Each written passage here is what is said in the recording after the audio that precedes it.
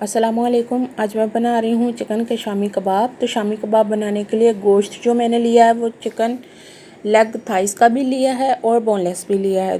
तो मिक्स मैंने गोश्त लिया है। 1 किलो गोश्त लिया था तो ये तकरीबन 650 ग्राम रह गया। हड्डियाँ मैंने अलहदा कर ली। एक दरमियाने साइज़ का मैंने टमाटर लिया और उसके मैंने 4 हिस्से कर लिए। 5 से 6 अदद सब्ज़ मिर्चें ली, उन्हें मैंने बारीक बारीक काट लिया और रफली काट कर डाल दिए हैं प्याज तकरीबन 1 कप। 1 चाय का चम्मच मैंने खुश्क धनिया लिया है क्रश किया हुआ। 1 चौथाई चाय का चम्मच लिया है काली मिर्च का पाउडर। 1 1/4 टीस्पून लिया है नमक। इससे ज़्यादा भी आप डाल सकते हैं या हस्बे जायका भी डाल सकते हैं। 1 चाय का चम्मच और 1 चौथाई चाय का चम्मच मैंने लिया है साबित ज़ीरा, ये आप देख सकते हैं।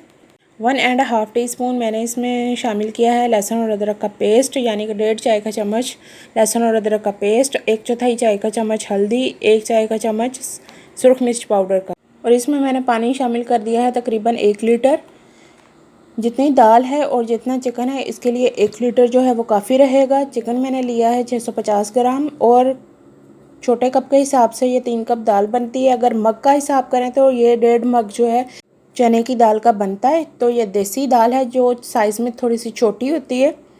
तो इसे 3 से 4 घंटे के लिए आप भिगो कर रख सकते हैं अगर आप प्रेशर कुकर में नहीं बना रहे। अगर प्रेशर कुकर में बना रहे हैं तो आधा घंटा भी काफ़ी है। इसे हम एक दफ़ा मिक्स करेंगे और मिक्स करके कवर करके रख देंगे ताकि पानी में जल्दी से जोश आ जाए, और उसके बाद आप इसे 1 घंटे के लिए छोड़ दीजिए। कवर करके आपने इसे छोड़ना है, ठीक है, दरमियानी आंच पे। तो अब मैं आपको दिखाती चलूँ साथ साथ कि इसे पकते हुए तकरीबन आधा घंटा हो चुका है। इसे दोबारा से मैंने कवर कर दिया। तो ये देख लीजिए तकरीबन इसको पकते हुए 1 घंटा हो चुका है। अब हम इसका जल्दी से जो मॉइस्चर है तमाम खुश कर लेंगे। आंच मैंने थोड़ी सी तेज़ कर दी है। हम इसे चॉपर के बगैर बना रहे हैं तो इसलिए हमें इस तरीके से ही इसे मैश करना पड़ेगा। अगर आपके पास मैशर नहीं है, चॉपर नहीं है, तो आप बहुत ही अच्छे शामी कबाब जो है वो घर पर भी बना सकते हैं इस तरीके से।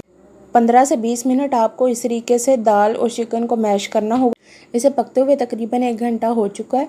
तो आंच जो है वो मैंने नीचे से अभी बंद नहीं की, इसी तरीके से मैं इसे मैश कर रही हूँ ताकि दाल का जो दाना है वो भी अच्छे से मैश हो जाए और गोश्त भी जो है हीट से अच्छे तरीके से मसला जा सके और तमाम पानी जो है वो भी खुश्क हो जाए और ये थोड़ा सा हार्ड हो जाए। इसे मैंने एक बड़े से बाउल में ट्रांसफ़र कर दिया ताकि ये जल्दी से ठंडा हो जाए। अभी ये काफ़ी गर्म है तो इसमें हम तमाम चीज़ें मिक्स करके फ्रिज में रख देंगे। तो इसमें मैंने डाला है आधा चाय का चम्मच गरम मसाला पाउडर और आधा चाय का चम्मच खुश्क धनिया क्रश किया हुआ, और 3 चाय के चम्मच मैंने इसमें डाले हैं मिक्स सब्ज़ चटनी के, यानी कि इसमें धनिया भी है, पुदीना भी है और सब्ज़ मिर्चें भी हैं।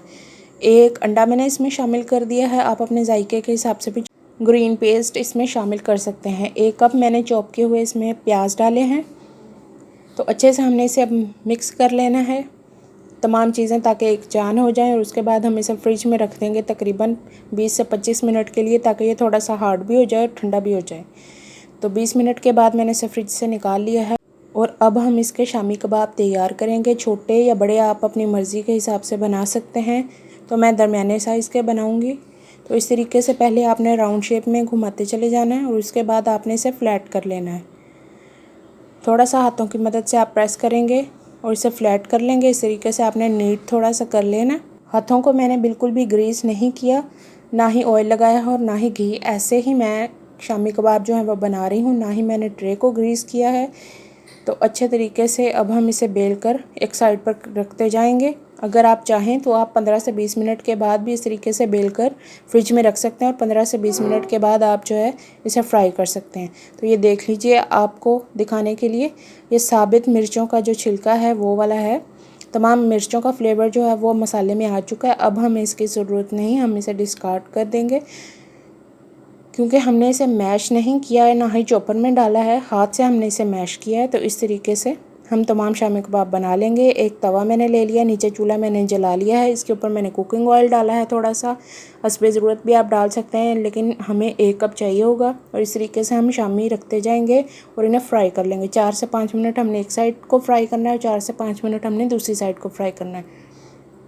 जब इन पर खूबसूरत सा कलर आने लगे तो आपने तवे की एक साइड पर जो है शामी कबाब रखते जाना ताकि तमाम ऑयल या घी जो आपने डाला है वो कबाब से अलग हो जाए, यानी कि सेपरेट हो जाए। ज़्यादा जज़ब कबाब ना करे ऑयल या घी को। तो 4 से 5 मिनट ऐसे रखने के बाद आप इसे प्लेट में निकाल लीजिए। इसी तरीके से हमने बाकी के भी जो हैं कबाब वो फ्राई कर लेने हैं। जब इन पर कलर आने लगे खूबसूरत सा आपकी मर्ज़ी के मुताबिक, तो आप इसे प्लेट में टिश्यू पेपर रखकर उसके ऊपर आप इसे निकाल लीजिए, ताकि एक्स्ट्रा ऑयल या घी जो है वो भी टिश्यू पेपर जज़ब कर ले।